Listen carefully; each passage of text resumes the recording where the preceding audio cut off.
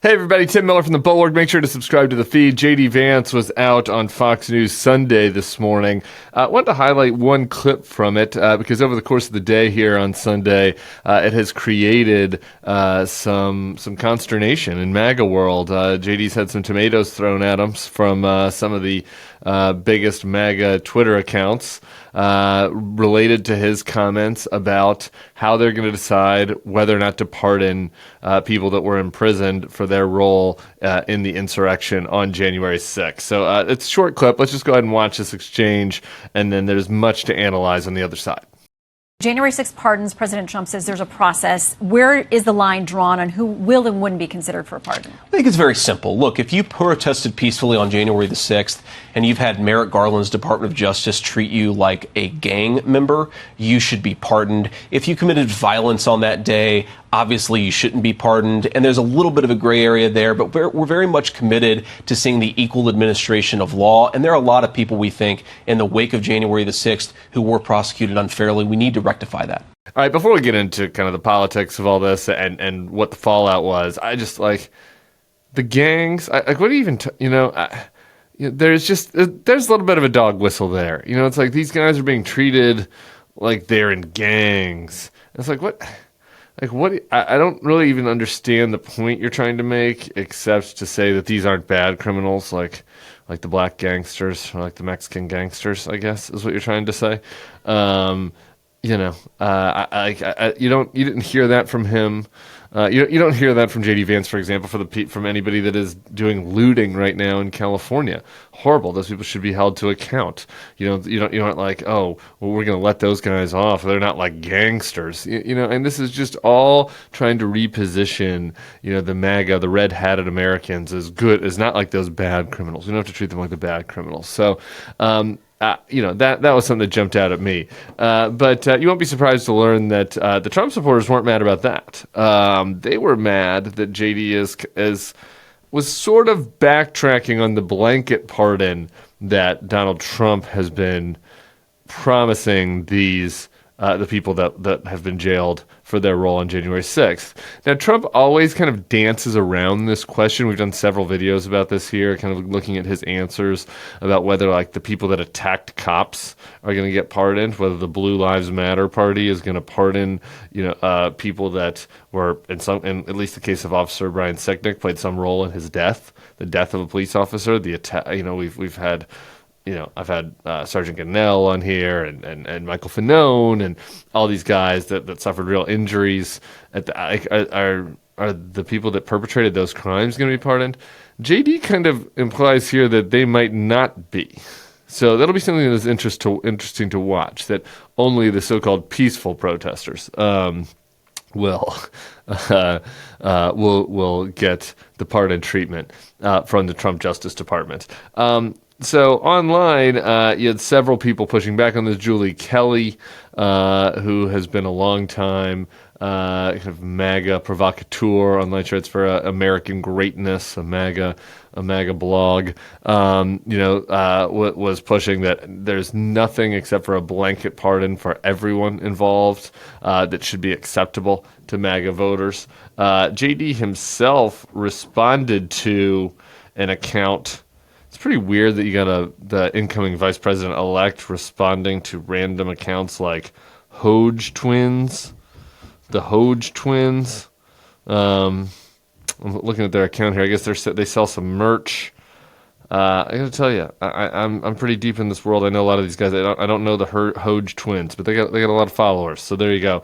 The Hoge Twins share a video about the cops defending themselves against what he calls the innocent J6 protesters, and criticized JD for going on Fox News saying that some of these people won't be pardoned. So JD responds to this kind of MAGA influencer account. Well, I guess MAGA influencers. I guess it's a twins account. It's kind of like, I don't know, people that have those couples accounts on social media. Maybe you're one of those people that has a couples account. I never quite got that, but this one is a little different than that. It's a twins account. So there you go. How do you know who's posting? This is kind of neither here nor there. But the vice president-elect responds to the MAGA twins, by saying this. First of all, I donated to the J6 Political Prisoner Fund and got roasted, all caps, for it during my Senate race. I've been defending these guys for years. This whole thing is just so crazy. It's like, you got roasted for it? Yeah, you were criticized for giving money to a defense fund for people that attacked cops. Yeah, you were criticized for that. This whole I was roasted, I was treated so unfairly. Yeah, no, JD, sorry, you were criticized because you were supporting people that that stormed our Capitol, left the blood of police on our Capitol, smeared their shit on our Capitol, and you defended them, you defended them and supported them, and now are going to let some of them out of prison. So yeah, you were criticized for that. Then he goes and gives this kind of weird non sequitur analogy where he says there were federal informants in the crowd. Do they get a pardon? I don't think so.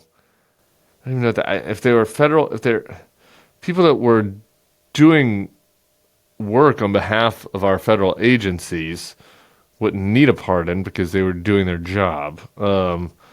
I guess maybe he's saying that if there was somebody that was a federal informant and that was also doing the same thing of attacking the Capitol that his supporters were doing, then that person would not get a pardon because they're bad, because they were helping our federal law enforcement. Doesn't make any sense, but he knows that these Fed boys are an easy, he can kind of advance this conspiracy theory that all of this was a plot by the FBI, and that will get him back in the good graces of the MAGA conspiracists online. So I guess that's why he makes that comparison. And then he ends with, "I assure you, we care about people unjustly locked up." Yeah, we'll see about that. Only everybody unjustly locked up do you care about, or do you just care about people that wear MAGA hats that you think are unjustly locked up? It seems to me it's going to be the latter, but we'll see how it shakes out on the pardon front. This whole thing is telling, and just kind of how warped our, we are looking at what is reality right now through this funhouse mirror where everything is backwards and upside down.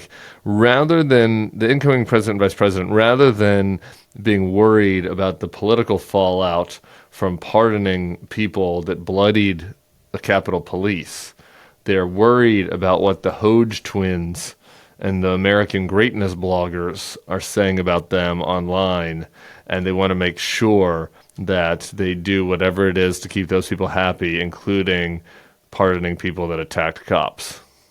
Doesn't really seem like a Law and Order thing to me. Doesn't seem like a backing the blue type thing to me. But this has been going on for a while now. So this is kind of related to the Bannon and Musk feud. It's going to be developing. There's going to be the true MAGAs, the true MAGA nationalists are going to be trying to protect their brand throughout the early years, or protect their interests throughout the early months of Trump 2.0. And so kind of watching those fissures and seeing which fights they choose to pick, I think is going to be interesting. It'll be telling to see how responsive Trump and Vance are to them. All right, much more. Chris Ray's on 60 Minutes tonight. I might have something on that. We'll have Bill Kristol back on the podcast tomorrow, as always. Appreciate you guys. Subscribe to the feed. Go Nuggets.